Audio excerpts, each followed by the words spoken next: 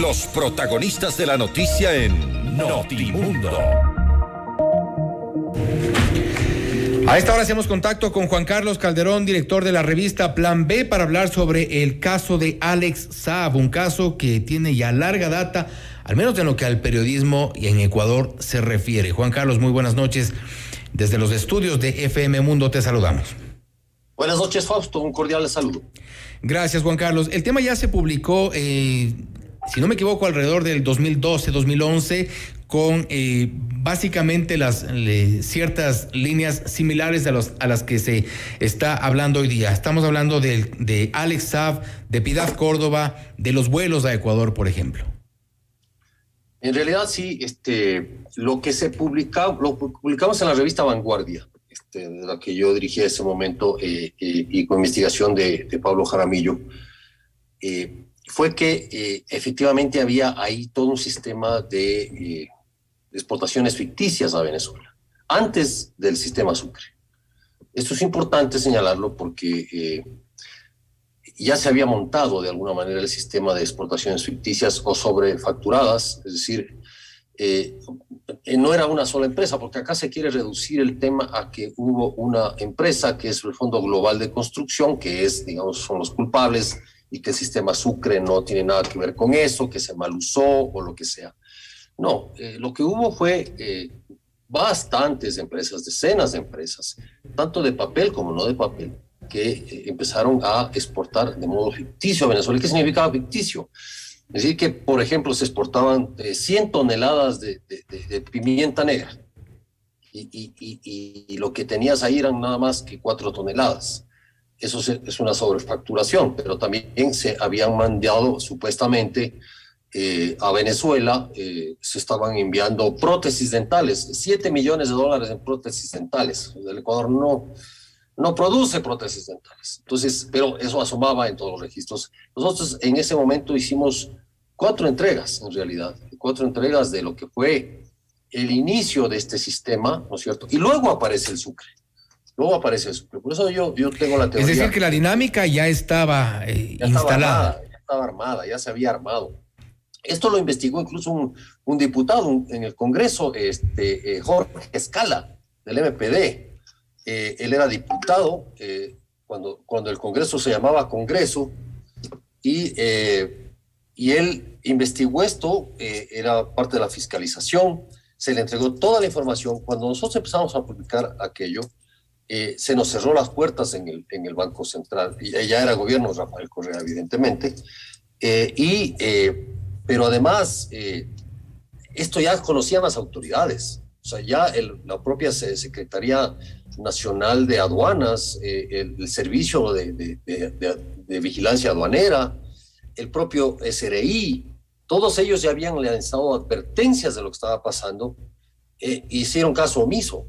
Finalmente hicieron caso omiso las autoridades de ese tiempo, y luego ya se va montando el sistema Sucre, y cuando ya se firma el sistema Sucre, se crea esta empresa en Colombia, Fondo Global de Construcción, y luego en Ecuador, que es la que hace ya directamente dirigida por Alex Saab. Yo no sé si las otras empresas anteriores a esto tenían que ver con él, pero o sea, el sistema ya estaba claro. Lo que debo entender un poco es que no es el sistema Sucre como tal, porque si bien la creación del sistema Sucre, su génesis, tenía una intención, como todo tipo de negociaciones entre países o entre regiones, que podría ser válida, pero esto lo que vino a hacer básicamente es hacer más eficiente esto que ya se estaba dando a través de exportaciones individuales.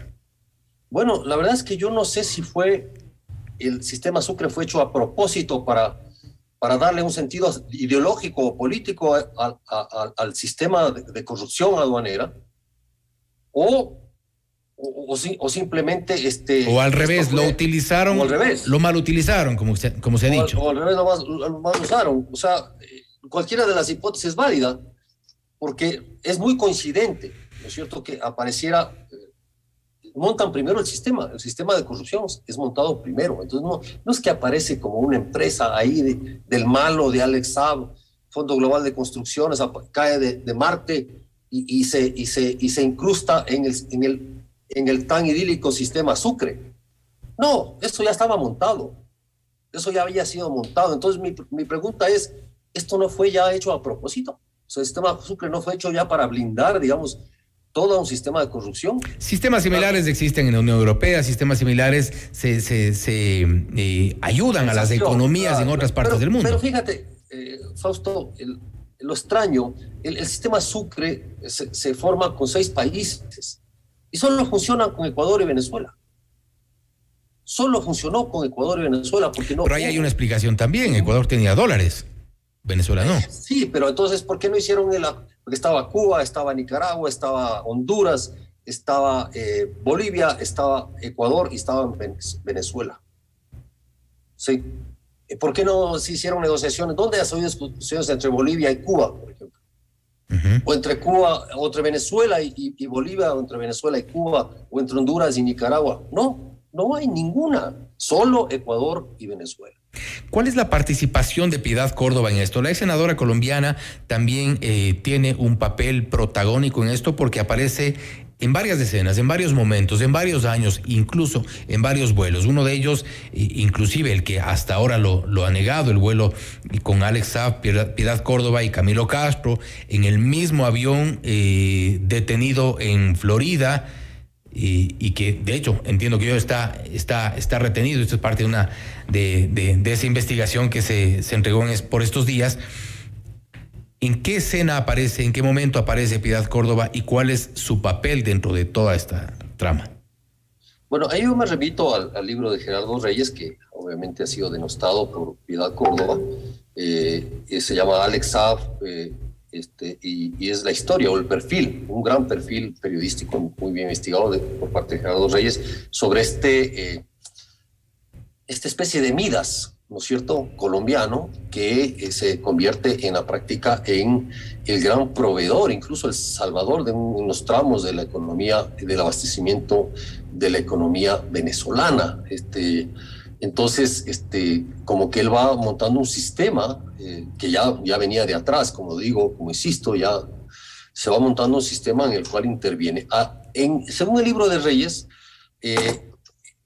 es Piedad Córdoba la que supuestamente introduce a Saab en el círculo chavista, ¿no es cierto? Es ella la que de alguna manera le da una muy buena mano por sus relaciones políticas para que él pueda cobrar. Según cuenta Gerardo Reyes, él pudiera cobrar una deuda muy grande que tenía como de 30 millones de dólares, ¿no es cierto?, con el régimen venezolano de ese momento, y lo va como auxiliando en ciertas cosas. Por eso aparece él de alguna manera en algunas fotografías acompañado de Piedad Córdoba. Córdoba ya es una figura política descollante, ¿no es cierto?, en la región, ya está muy pegada a Fidel Castro, escudada en los trabajos humanitarios y en estos acercamientos. Claro, pero está atrás, aparece Saab con ella, y luego en este libro se va relatando cómo interviene o pidiendo que de alguna manera le ayuden a él, a este empresario colombiano, y luego este empresario colombiano, Alex Saab, empieza a trabajar muy directamente cubriendo muchas de las necesidades. Entonces, se cuenta ahí en esta historia que si necesitaban, qué sé yo, cajas de comida de las CLAP, ahí estaba Saab. Si necesitaban colocar oro en Europa para negociar alguna crisis de liquidez, ahí estaba Saab, etcétera, etcétera. Es casi que es un embajador económico muy importante para el gobierno venezolano, con Chávez y también con Maduro. Y de hecho ahí está la senadora ex senadora en ese momento, Piedad Córdoba, introduciéndolo en ese camino antes de que él se convierta en lo que llegó a ser, ¿no? Él viene a ser un padrino de todo este sistema. Sí, no sé si la palabra es la adecuada, pero de alguna manera es casi que concentra o no sé si monopoliza de alguna manera todo el comercio exterior, o sea, las relaciones del comercio exterior. Digamos, rompiendo las prohibiciones que había Estados Unidos impuesto, las sanciones que había impuesto de comercialización a Venezuela, digamos, como las sanciones típicas que impone el gobierno de Estados Unidos. Ahora, el tema es sobre los viajes de Piedad Córdoba. parece que es claro que viajar en un avión de alguien no te convierte en cómplice, ¿no es cierto? O sea, no, el tema es que hay que investigar es para qué viajaba y qué venía a hacer al Ecuador. ¿Para qué viajaba? ¿Qué venía a hacer al Ecuador? ¿Acompañada de quién y pagada por quién? ¿Con quiénes se reunía? Porque un vuelo privado no te lo pagas tan fácil. De hecho, había ese tipo de relaciones. O sea, es ya...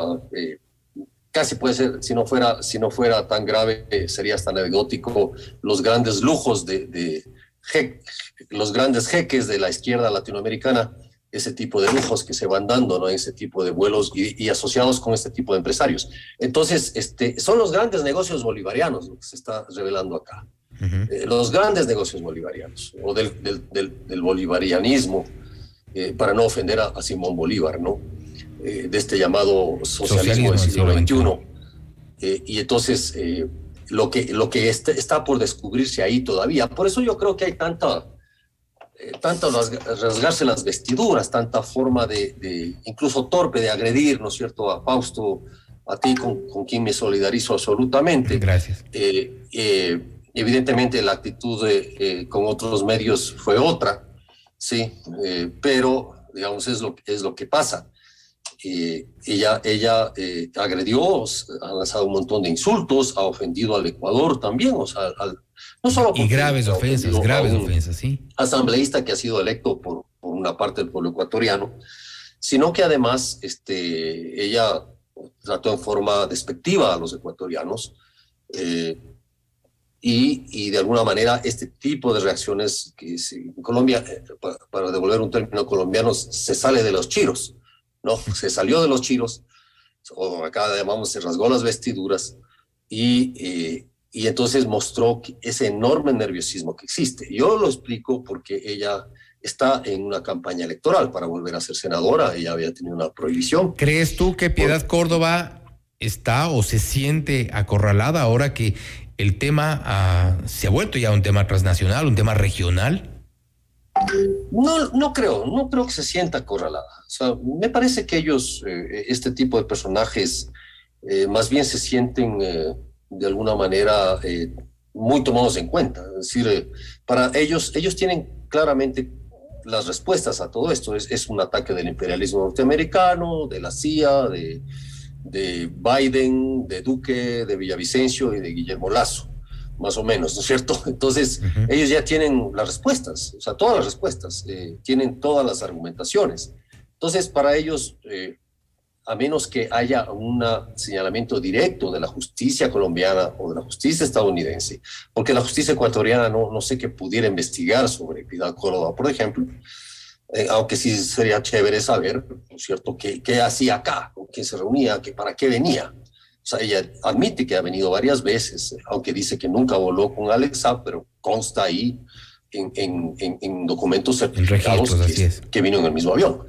Entonces, ese tipo de cosas es importante que se vayan aclarando. Pero yo creo que estos personajes, de alguna manera, se consideran víctimas del imperialismo norteamericano, a pesar de que hagan lo que hagan, y ya tienen respuestas. Y capitalizan esto que llaman persecución. Sí, porque si Piedad Córdoba se victimiza lo suficientemente en Colombia, podría alcanzar un cargo de senadora tranquilamente. Además, creo que está con la lista de Gustavo Petro, ¿no? Juan Carlos, gracias por recibirnos. Con muchísimo gusto y gracias a ustedes también. Gracias. Ha sido Juan Carlos Calderón, director de la revista Plan B, hablando sobre el caso de Alex Saab, su relación con Ecuador y un poco parte de la historia de este caso.